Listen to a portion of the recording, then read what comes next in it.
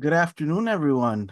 Welcome to our fourth session for the Digital Navigator training, Building the Digital Navigator. Um, Lots of stuff that we've been talking so far. We went from what is a digital navigator to some of the digital equity services available to looking at digital literacy powerhouse. I mean, digital literacy profiles. I just switch reading from one to the other. And right now, we're going to have Resources Powerhouse Navigating Digital Literacy Repositories with Brianna Petrarca, who is our digital ATD and learning specialist, but is also EastCon's the technology specialist. Thank you very much for presenting for us, Brianna, and take it away. Thank you. So, hi, everybody. Um, Today, for navigating digital literacy repositories, our goal is to identify supplemental resources in repositories using digital literacy frameworks as a guide. And so, as part of that, we are going to be looking at how to identify digital literacy OER sites, some of the best practices for finding OER resources and identifying resources to assess students' digital skills and develop a learning pathway. Also, if you have questions at any point, please feel free to throw them in the chat or unmute.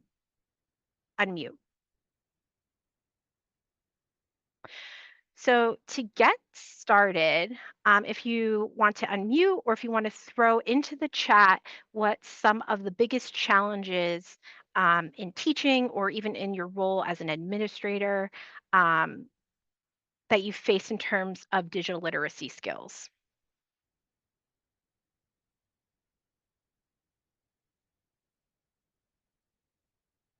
So I'm going to go with the obvious one based on this presentation in that resources is a big one, finding the resources that already exist. Um, yes, complete lack of computer skills, right? We've got a wide range of experience and skill levels in any given classroom.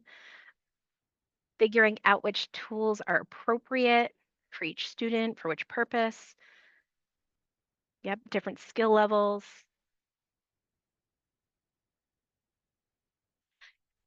Different skill levels and English language skills. That is definitely a challenge. Awesome. So a couple other ones that I've seen and heard when I was a program facilitator for adult ed was a huge one that I heard a lot was time. So between teaching your content area, the assessing that you had to do with CASAs and um, all these other areas, if you're doing GED practice tests, all that, you also had to incorporate workplace skills. And then, the complaint I heard a lot was this is just one more thing and there's just not enough time to teach it. Also, something that I often heard from teachers was student investment. So they are here to get their diploma, obtain citizenship, or improve their English, and they don't want to spend their time on anything else. So there was no buy in from the student on technology skills. And as I mentioned, like finding the resources, especially when you have such a wide range of skills in your classroom, whether it's by content area, language skills, technology skills. So it can be very time consuming to find the resources that can address those. And so I know also that for those of you that are in the digital navigator role, um, it can be a challenge because some of you may be going into classrooms to support digital literacy skills. You may have your own class focused solely on digital literacy skills, or you could be working with individuals or small groups of students outside of classes, or doing all of the above. So finding things that work for the different environments that you might be having to facilitate those skills can also be another challenge. So hopefully we will kind of address a lot of those potential issues and concerns and challenges as part of this presentation. So our agenda is that we're going to look at and talk about what are OERs. Um, we're going to talk about how and where to find digital literacy OERs. and then using those to create learner pathways, and then some additional resources that you can use. So, if you've never heard OER before, it stands for Open Educational Resources. These are free, open licensed educational content and materials. So, this means that you can adapt and reuse the materials without having to request permission from the copyright holder. So, the pros of that, they are free. And we love that word in education. When it's free, that's good for us. Um, Also, why reinvent the wheel? I remember when I first started teaching, I felt like I had to build everything from scratch, and that is one of my biggest regrets. I don't know why I didn't take the time, like more time to just find these quality OER resources to search for the content that I needed. Um, Also with a lot of these, there's OER repositories. They already have these curated sites, and these repositories often have content in a variety of formats. So if we are looking to do some work in Google Docs, for example, I might be able to find a lesson that uses Google Docs, a handout on how to use Google Docs, as well as a video tutorial, and a simulation in which they are practicing using Google Docs. Um, so being able to find content in multiple formats also allows for differentiation opportunities, not only in how they can absorb the content, but in terms of leveling. We might be able to find different skill levels using those materials. There are also many OER resources that offer opportunities for learning outside of the classroom. So I did some of that work for you. And one of the resources I'm going to share later on is a digital ATDN app that is designed for students for independent practice with digital citizenship and digital literacy skills. So we'll go into that in a little bit more detail later on. So some of the cons, and in truth, these are really more like kind of best practice cons. But with OERs and really anything that we utilize and find, we have to check for credibility and accuracy. Some of the OER sites that exist, users can submit lessons and resources, and they may not necessarily being screened for credibility and accuracy. And some sites too, there isn't necessarily somebody going through and checking everything to make sure it's not outdated or, that there's bias or anything like that. So we just want to make sure that we are checking resources for those things. Some OERs do require a user account for either yourself to access the materials or for the students to access content. So depending on your program, that could be a potential barrier. Or also, we have to ensure that anything that requires a student account is, meets student data privacy regulations and things like that. OER resources may still have some licensing and copyright restrictions, so it is important that we double check these as well to ensure they can be altered and used as intended. Even though I am sharing some OER, some well-known OER resources, that doesn't necessarily guarantee that it is 100% able to be remixed and, for you to print a million copies and things like that. So we just want to make sure we're checking those licensing and copyright restrictions. So finding digital literacy OERs. So I highly recommend starting with some well-known digital literacy OER repositories. As always, we can Google and we can probably find something, but you're usually having to wade through a lot of websites to find exactly what you're looking for. You can get sucked into rabbit holes where suddenly you had started in one thing and now you are like 5 subjects away and on something completely different, and you didn't really get anywhere with your first goal. So, 3 that I would recommend, to start with is the Digital Skills Library. This is an amazing repository with resources aligned to the Seattle Digital Equity Initiative frameworks. So you can easily search by the resource format, language, the resources in, topic, or skill domain. There are also a lot of resources for teachers, but also ones that can be utilized by students independently. So it's not necessarily like a lesson plan or anything like that.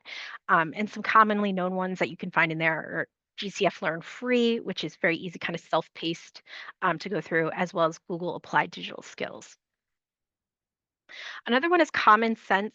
They have a lot of great content area resources, but they also have a free digital citizenship curriculum.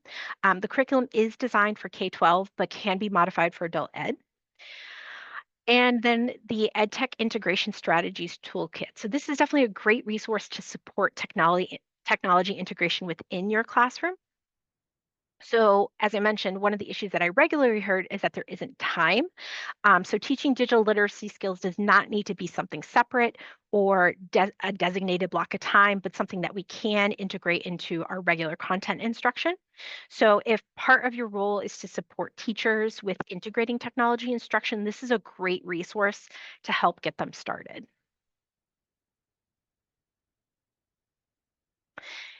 And as I mentioned, it's important, kind of as a general best practice, we want to evaluate our resources. So there are kind of four key things that we want to do, especially when evaluating resources in general.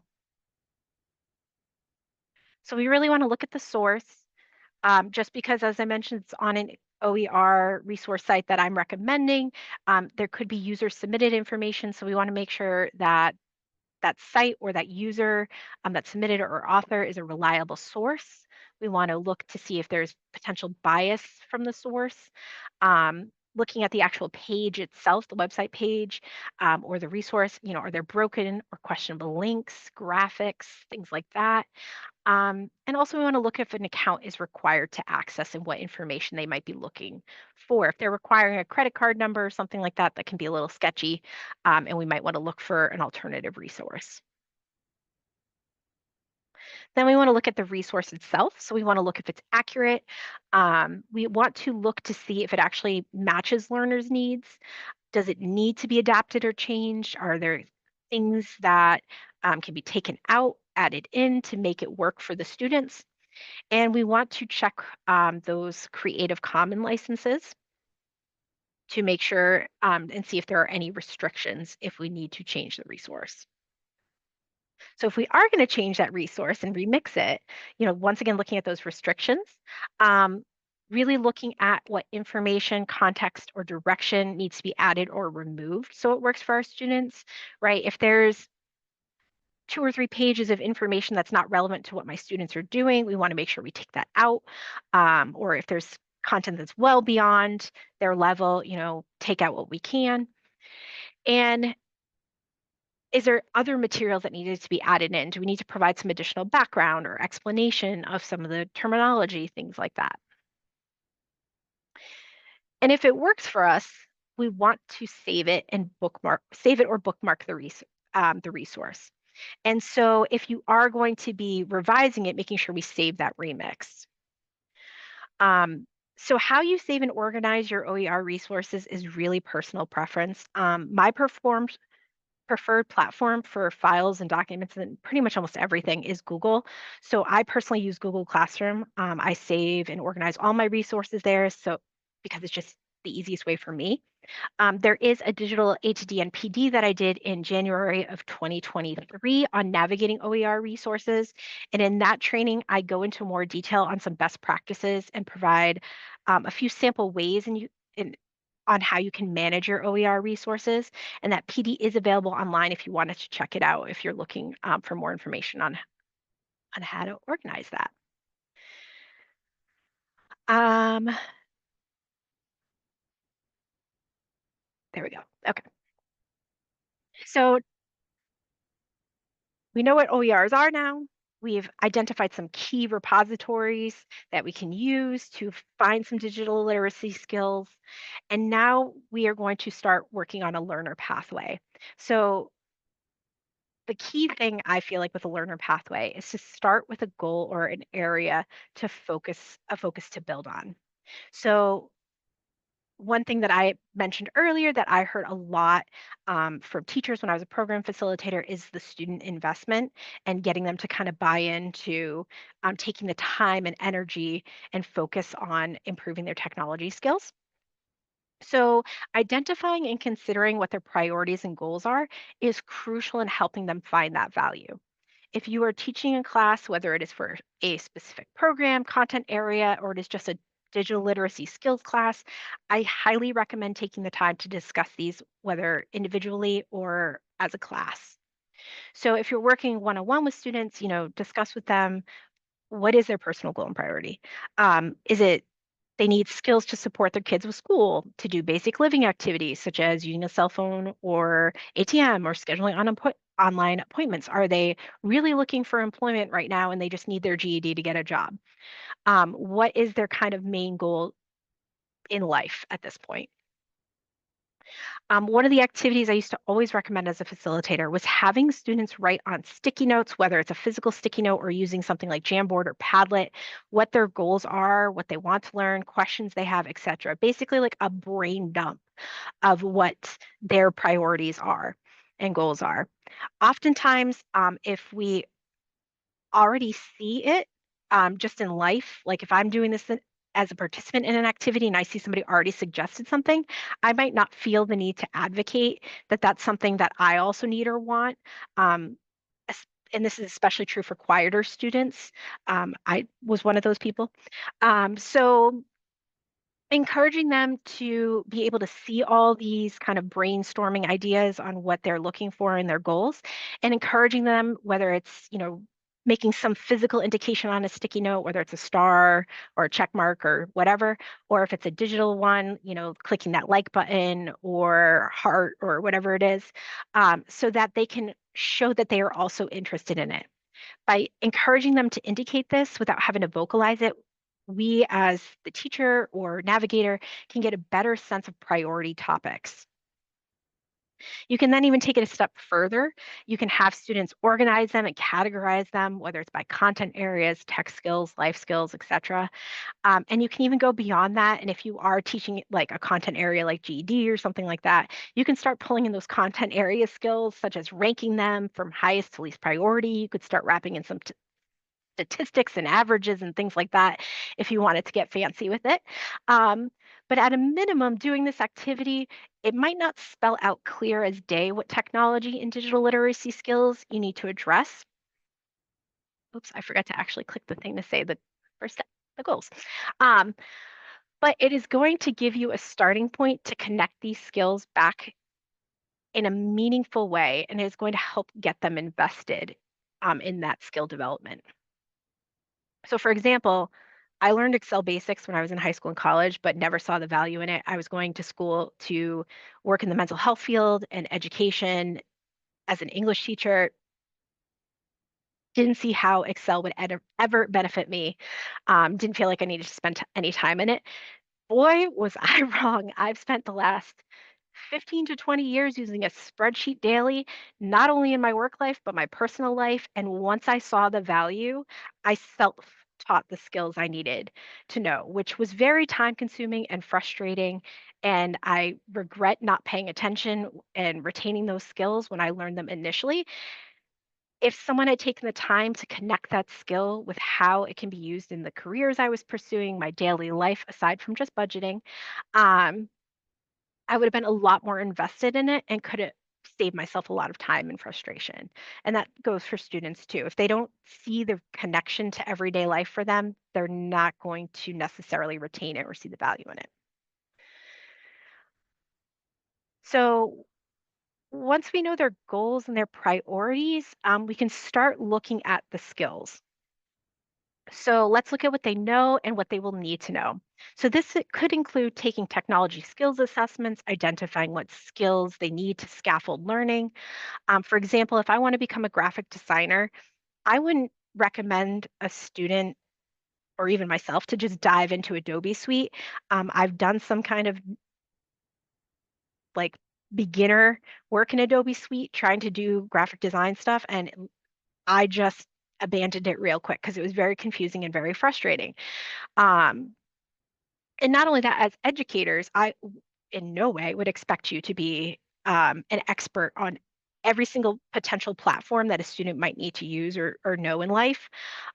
So we can start smaller.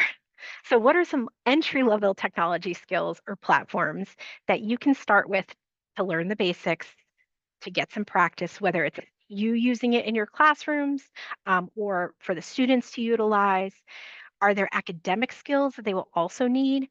Part of this stage is teaching students how they can transfer and advance these skills to more advanced platforms. One that I use often, um, for example, if an ESL student wants to be an administrative assistant, there might be some mathematical skills that they need to be proficient in. Since usually assistants are doing some budgeting and some invoicing and things like that. So if they're an ESL student, they're on top of learning English language skills, we can be looking at email communication etiquette, right? Some of the math skills required and how to do some simple formulas in Excel or Sheets. And we can start connecting these skills with platforms, um, and connecting them in a meaningful way to their goals. So this is really just kind of laying the foundation for their learning pathway, which is the next one. So we're going to create an actual plan. So using the goals that we discussed and the skills, we're going to start piecing one together. And this can be a multitude of things. If you did the sticky note activity and there was some common goals and priorities, you may plan to incorporate specific technology routines, activities, or lessons as part of the class curriculum. Maybe there is designated time for students to work on their own technology skills development, or it's something they do outside of class. We're going to start clearly identifying, though, the resources we are going to leverage for that skill development and outlining a pathway to scaffold that learning, right? Once again, if they say they want to be a graphic designer, throwing them into Adobe Suite, because that's the one that most graphic designers use, is going to overwhelm them. They're going to get frustrated and lost and abandon that very quickly. So getting them started smaller and working our way up. And all three of these also apply if you're working on supporting teachers directly. I remember talking to a teacher that was having a hard time with their hard time working in technology skills into their instruction. They themselves weren't very confident in their skills, and that lack of confidence trickled down and made them really hesitant to teach technology skills to students.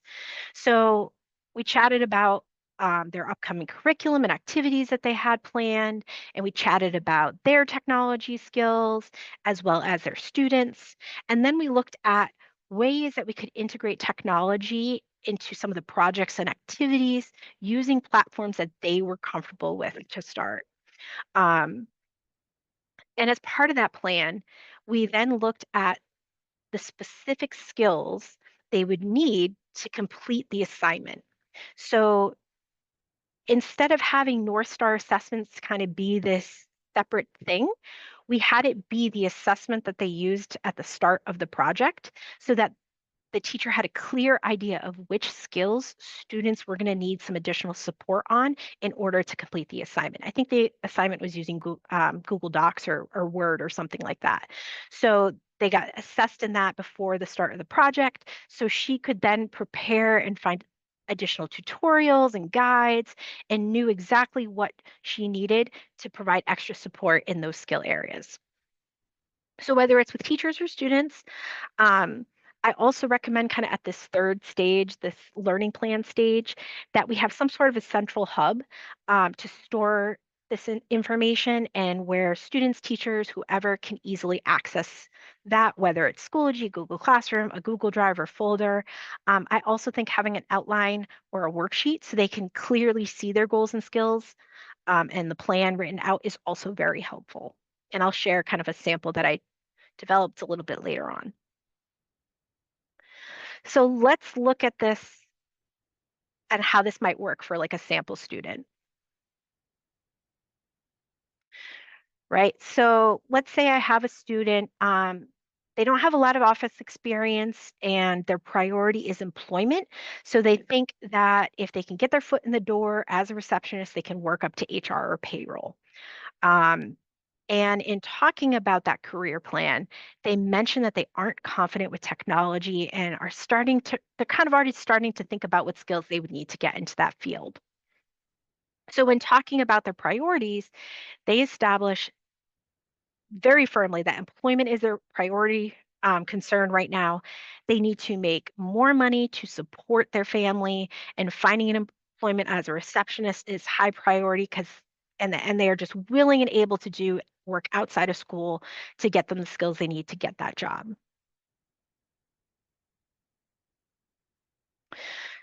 So, in part of that discussion, we started to talk about some of the platforms that they need to proficient in as a receptionist, such as Outlook, and Excel and Sheets.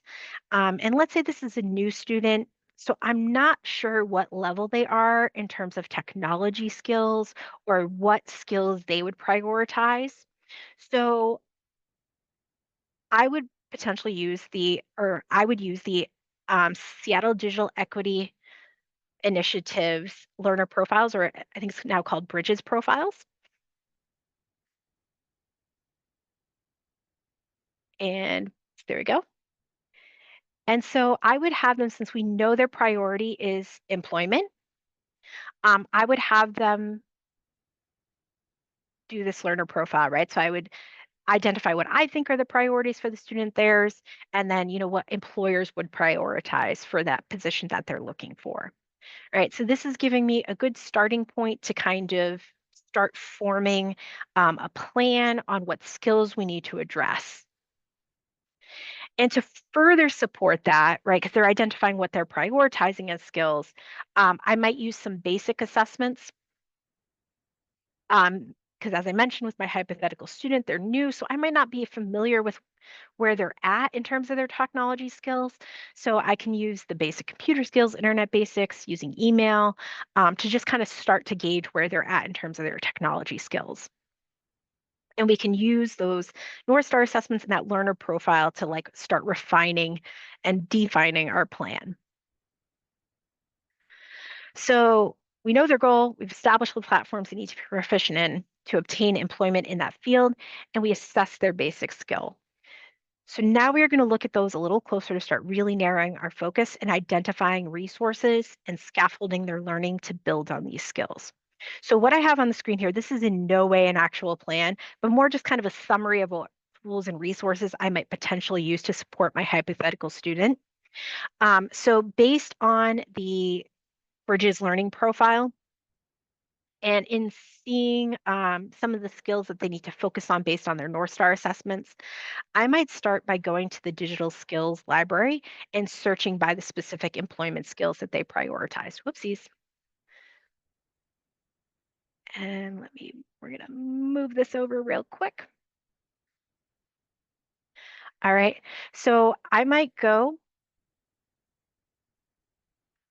and, oops, how did I happen to my page? Sorry, my browser randomly closed on that one. Okay. So we can search by domain. So if I know that really we're only working on workplace skills, I could go there. Or I can just kind of search through all resources. Um, if I know I wanted to do something in applied digital skills, because they've already used that, they're comfortable with it. I could look for a specific format. So, if I'm teaching a class and I know this is something that we want to address in class, I could find lesson plans and so on. If I want the material in a certain language, or if I want to look across a couple different domains. So, like for example, let's say I know it's workplace, and they also could use some foundational skills. I can search there. If you know the specific SDEI framework that they need to work on, you can paste it here under all resources, or you can even go to the domain and it lists all of those skills right here. So I can just easily copy and paste that into the search, and it will tell me all the ones that fall under that skill. So the literacy, digital skills library is a great kind of starting point to really look for a wide variety of resources. Okay. And so this is also, um, making it very easy once again to tie those resources back to that learner profile. So you're once again kind of making that clear cut connection for your students. And as I mentioned, this is not necessarily the order I would scaffold the learning.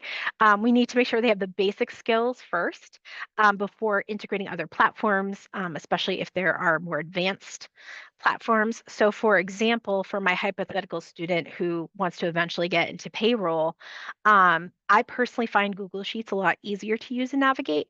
So, if someone was looking to do payroll or anything financial, where they would probably be using Google Sheets regularly or Excel, I would start them in Sheets to learn the basics and then have them take those skills and show how those skills can be transferred to Excel. And I think that's really important because sometimes we get tunnel vision and it's like, I can only do this, use this one platform. And so, really showing them how to translate that and that they can learn and build on them and keep building on those skills, I think is also very important in terms of student confidence.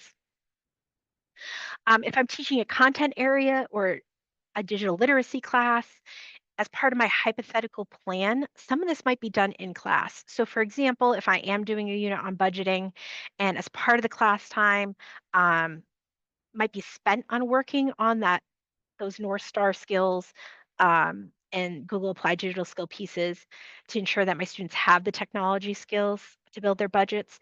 I could also plan to implement a tech routine that exposes and helps my students become more familiar with the technology before I even start my budgeting unit.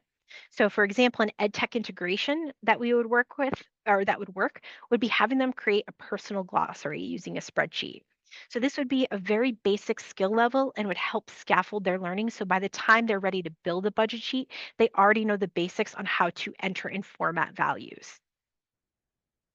And I think it's important to stress too that the learning pathway does not need to be just this is what the student is doing, right? These are things that we could be looking to integrate as part of how we teach the class, or even in helping support teachers in their classes, right? We want to look for opportunities to integrate strategies and opportunities for skill development within content curriculum when possible.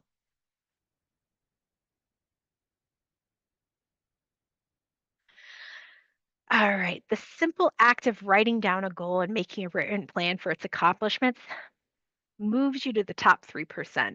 So we have a million things that we focus on every day, and having um, a central location where you can refer to see your goal, the skills, what skills are needed, and the plan for it written out can be incredibly helpful, not only for the students, but for the teachers that may be supporting them or you as the digital navigator. So, as I mentioned, I do have a sample plan worksheet that you could use. I think I actually, oh, no, I don't have that up. So, this is a sample plan that I did for that example student we just did, my hypothetical. So, you can have them write out their current goals and priorities. You can talk about the skills that they currently have. Um, and what skills they expect they will need. And then you can select, the learner profile that you feel would be best for them, or the assessments that you feel that would be best for them. In no means does this mean you should immediately send them to do all of these at once, but just so they have an idea of what's coming down the pipeline. And then you can actually write out your plan. So, what the skill is, kind of the order they should take things before they advance to the next skill. And if you want a blank version of this, the link is at the bottom. It will automatically prompt you when you click it to make a copy. Oops, so one downside of it being in the footer. So you just click make a copy and then it will add it to your Google Drive. So this is just an example of one you could use to kind of outline with students what their plan is and to kind of keep that all in one spot. You could also use something like Google Classroom or Schoology to house all of the resources, to assign the kind of order you want things done to students. Um, you could use things like skill blocks or create a learning pathway hyperdoc. I just know that I forget where things are, and that was a common thing I had to address with students as a facilitator is, well, where is that? How do I get to it? I don't know where these things are. So just kind of that having that central hub, I feel like just makes life so much easier. Um, and the easier it is to access and navigate, the easier it will be to start and continue on that pathway.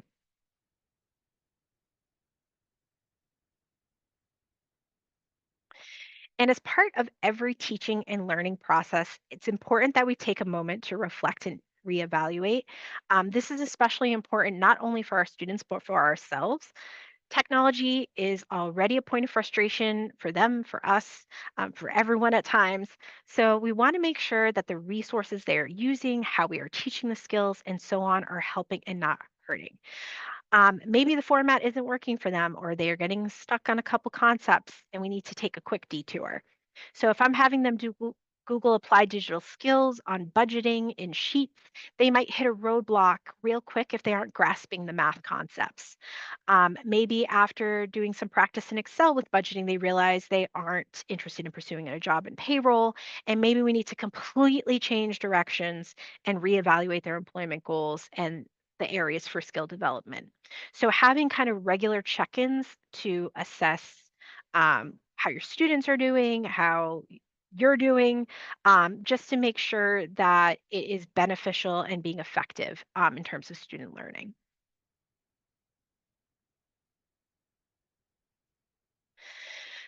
So I mentioned earlier that I have an app that has curated digital citizenship and literacy resources geared towards students. So I'm going to show you the app in a second.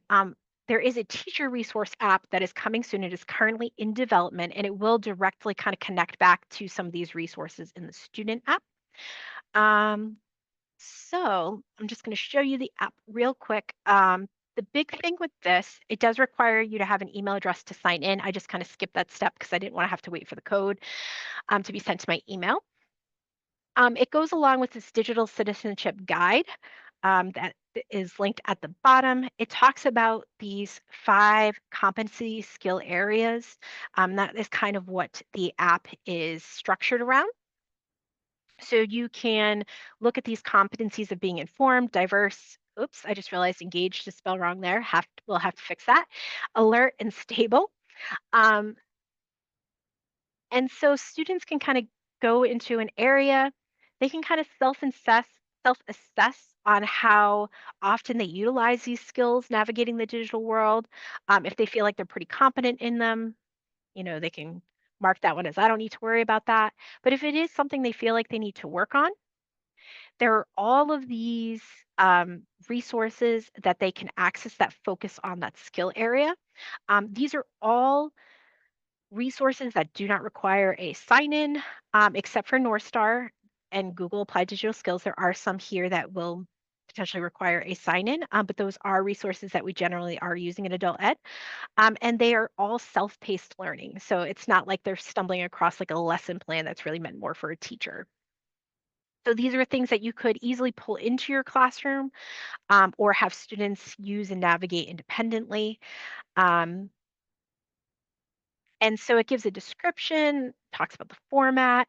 We also have for ESL um, a guide on how to turn on video subtitles, adjust the playback speed, and view the video transcript so that they can adjust it to essentially their level so they can easily translate or navigate that. If it's part of a larger course, they can view the whole course if they want to start from scratch. They can bookmark it and save it to their page. They can mark it as completed and they can also take notes on it. So they can do that all within the app. And some of these address more than one competency. So if they're like, oh, actually, you know what? I want to look more at this one, they can go and just easily navigate. So this is a nice resource for you to use to just find some resources that students can utilize to learn some of these skills, as well as for your students to just use independently.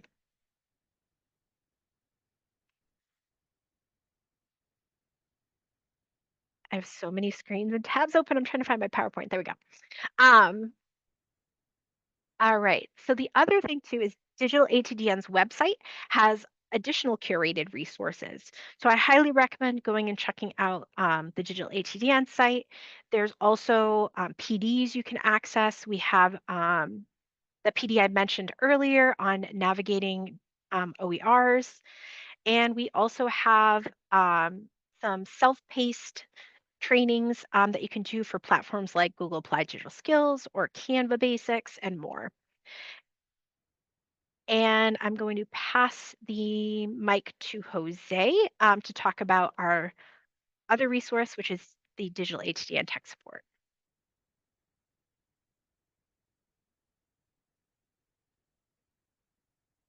I clicked 3 times and it wouldn't.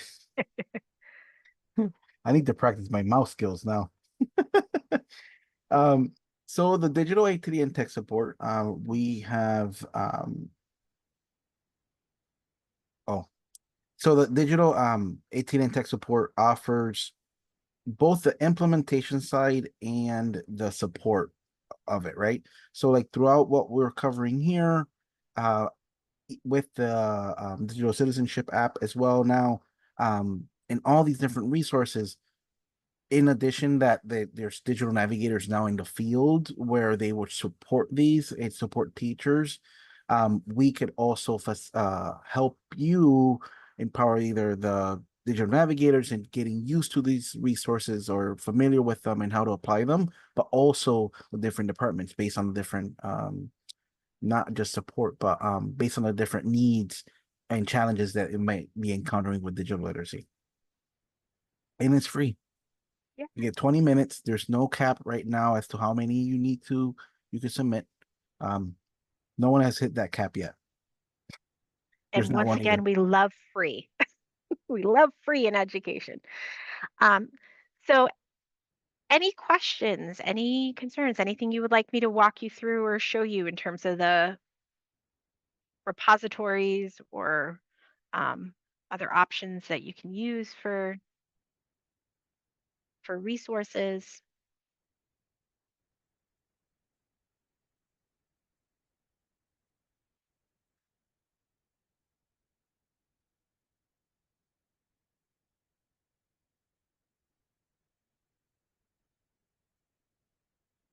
And I'm so excited to eventually roll out that teacher resource app because I think that is going to be a huge help as well if you're teaching classes on digital literacy skills or if you're teaching content areas um, and you're looking to incorporate some digital literacy skills. Unfortunately, I don't have an exact timeline on that yet, but it is in development.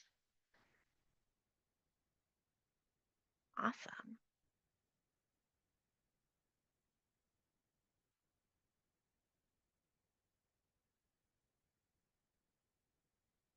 All right. Jose, I don't know if there's anything else you wanted to share. And obviously, be here if there's any other questions that pop up before we close out. I don't have anything else to share other than I know it's been asked before. We will be sharing um the links to the presentations and the resources and that information out. Hmm. It will happen. I want to say it's going to be Tuesday, just so we can get the recordings out, or we do the Hmm. presentations first and then the recordings. Um, can you repeat what you said about setting up? So the resource app you will have access to when you receive the slides. The link is already in the slides. What I'm trying to figure out what was the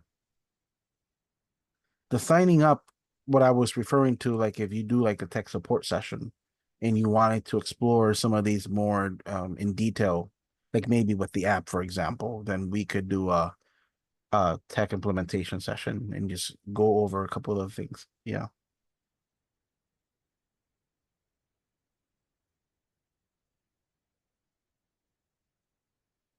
Awesome. And Jose, I just saw your comment about the rabbit hole. Jose is my number one partner in crime with getting way off topic and getting into a rabbit hole when we're meeting about pretty much any given topic. That's true. Yeah, yeah. Well, we will stay here for a couple minutes if you have any questions or you want to see a little bit more about the app or any of the other resources shared by Brianna. We will again share all of this out. Our next session is building access, designing a tech hub for teachers and learners. We are at the end of digital navigator training. I just a lot of anticipation and now we're there at the end. So thank you very much for attending. There's an extra 10 minutes or so. We will hang here a little bit if you have any questions, want to see anything. Um thank you so much for everything and I'll see you later. And thank you, Brianna, for presenting for us. Thank you.